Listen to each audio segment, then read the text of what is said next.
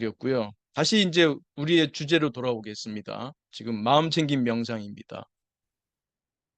명상 몇 번 말씀드렸습니다만 명상하다가 마음챙김까지 가는 경우가 종종 있어요. 가만히 명상하다 보면 그게 보일 때가 있거든요. 가만히 명상하다가 예를 들면 호흡 명상하다가 호흡하는 자신이 경험될 수가 있어요. 마음챙김을 배우지 않아도. 혹은 먹기 명상만 하다가 건포도 명상을 하다가 그 그걸 경험하고 있는 나를 경험할 수 있거든요. 근데 이게 마음챙김과 명상을 분명하게 알지 못하면, 구분해서 알지 못하면 그 지도자가 그걸 제대로 지도 못하기도 해요.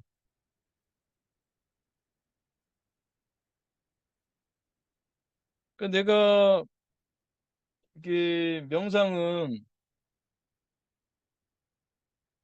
베어 어테인션이잖아요.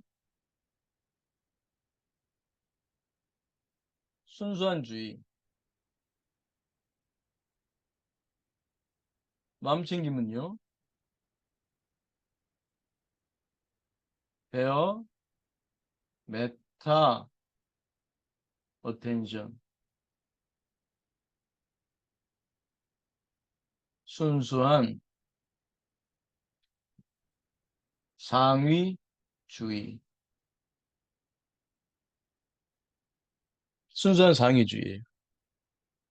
그러니까 여러분이 지금 마음챙김하고 또 알아차림도 헷갈리는 분들이 있는데 이게 제가 어디에 써놓은 게 있으면 여기에는 없는 것 같겠네.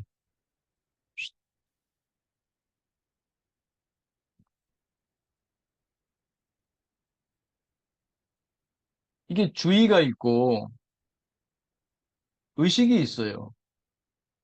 주의를 하면 의식이 생기는 거죠. 어텐션을 하면은 consciousness가 생겨요. 이걸 다른 말로는 awareness라고도 해요. 그래서 이 말하자면 마음챙김은 독특한 주의예요. 독특한 어텐션이야. 이 베어 메타 어텐션이라고 하는 독특한 주의예요. 독특한 주의. 독특한 주의를 하면 독특한 어웨어니스가 생겨요. 그러니까 이게 이 베어 메타 어텐션을 하면 여기서 이게 사실은 순수한 상위 의식 혹은 알아차림.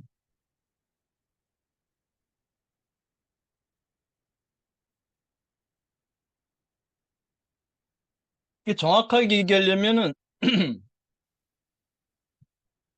베어 메타 이건 어텐션이고요. 베어 메타 어웨어니스. 그러니까 순수한 상위 의식이라고 해야 정확한 표현이에요. 혹은 순수한 상위 알아차림이라고 해야 정확한 표현인데 그냥 알아차림이라고만 표현하게 되면 이게 좀 어려움이 있죠, 소통에. 그냥 뭐 최소한 상위 알아차림 정도라고는 표현해줘야 알아차림을 나눌 수 있죠. 여러분, 예를 들면 짜증이 날 때, 짜증나라고 표현하잖아요. 짜증나. 그럴 때 그 사람이 짜증을 알고 있습니까? 모르고 있습니까?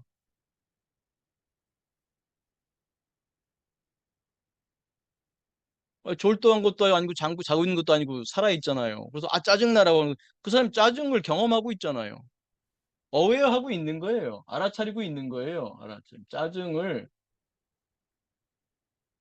짜증을 어웨어하고 있다고요. 짜증을. 짜증나 할 때. 짜증나 할 때.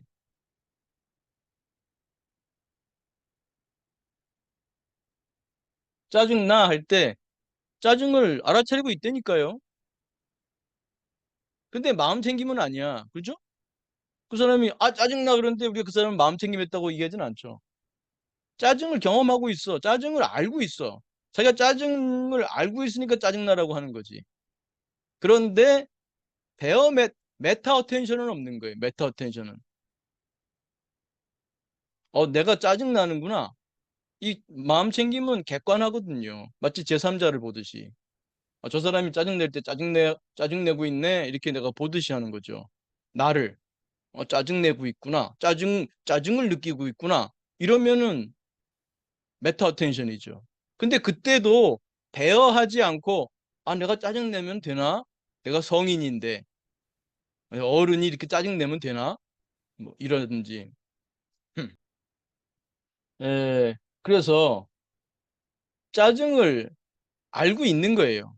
근데 이제 알아차림이라는 말을 쓸 때는 이런 의미겠죠. 상위 알아차림이라는 뜻이겠죠.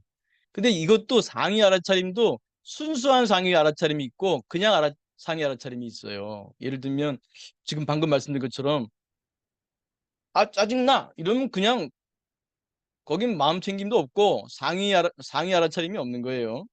근데 알아는 차렸지만 순수하지 않은 알아차림도 있어요. 내가 화를 내면 안 되지. 그러면 되겠어? 라든지.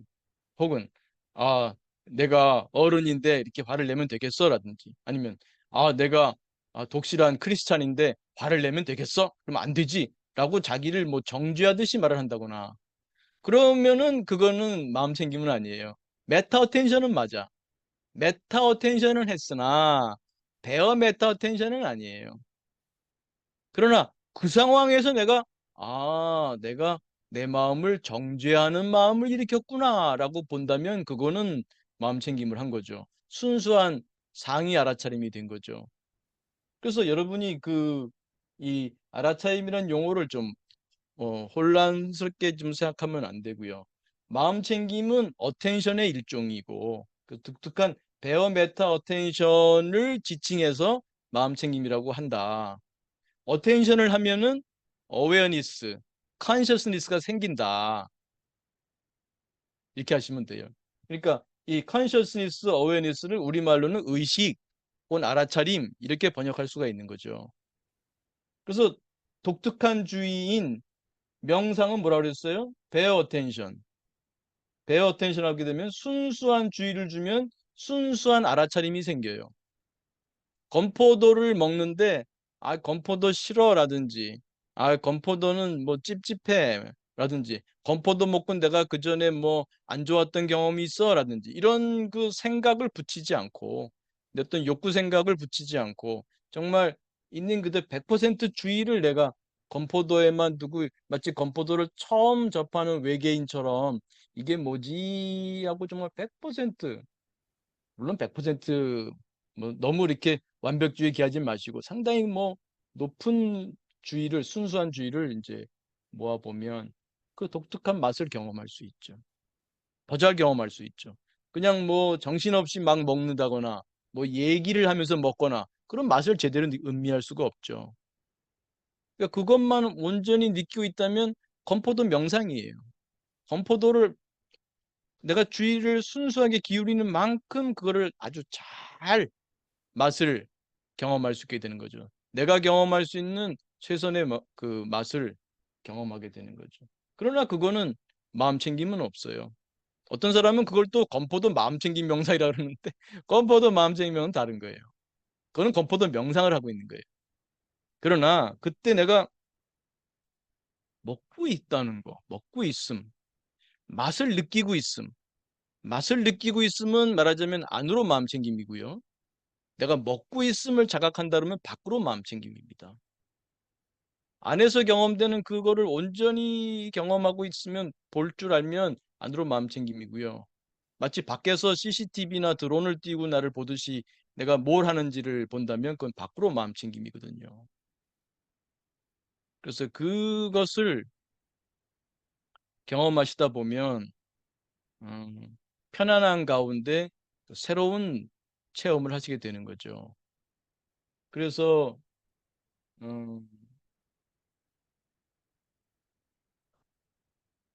명상을 하시면서 마음 챙김을 하는 마음 챙김 명상을 하시면 몇 가지 이제 여러 가지 체험들을 하게 되는데 그 중에 하나에 제가 강조했던 것은 0.나,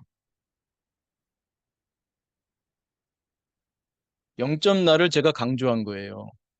왜냐하면 호흡 명상을 하거나 그러면 또 생각이 왔다 갔다 하지만 그래도 좀 하면 할수록 그전보다는 내가 호흡 감각에 집중이 되면서 마음이 편안해지는 때가 많아지잖아요.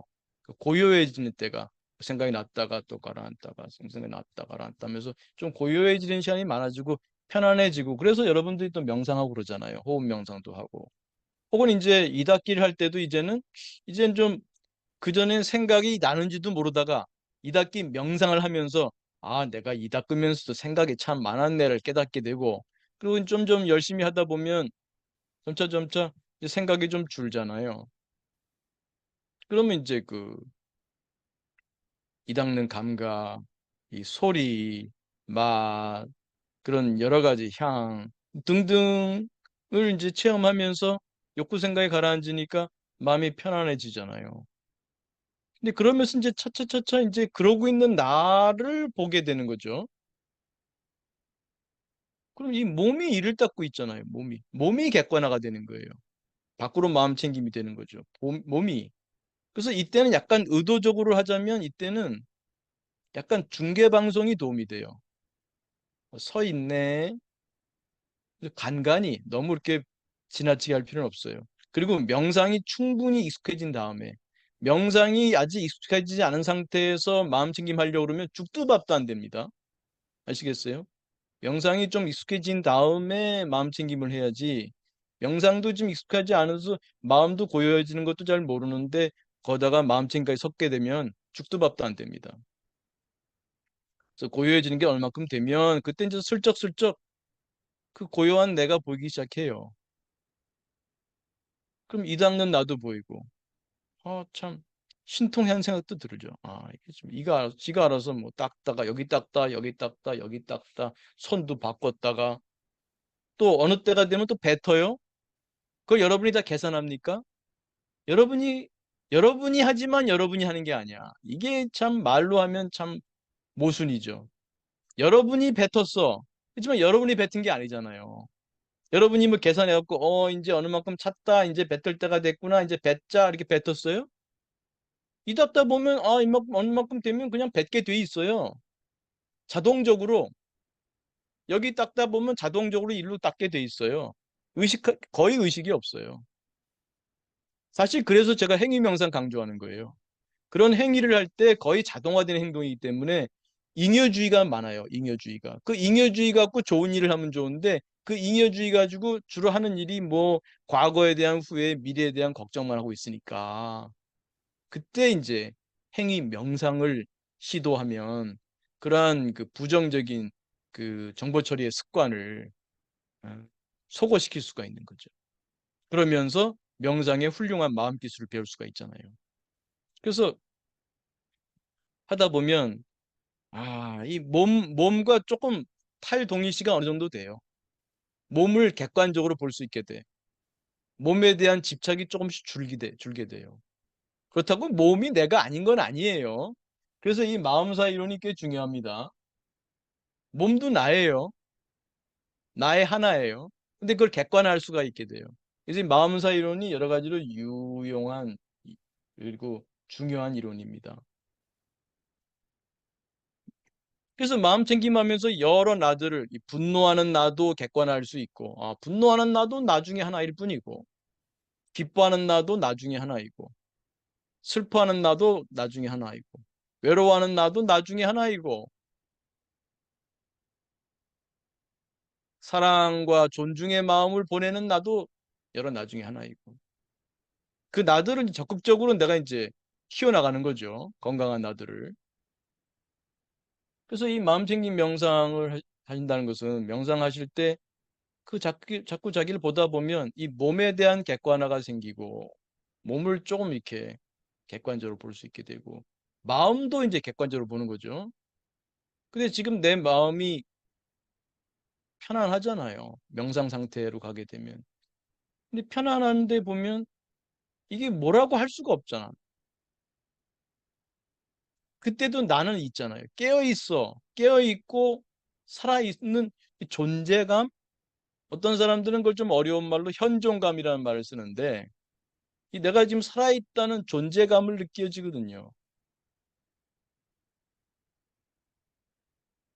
문득 문득 일을 닦다가도 마음이 편안하니까 설거지 하다가도 설거지 감각에 가만히 마음이 모이다 보면 다른 욕구 생각이 가라앉잖아요.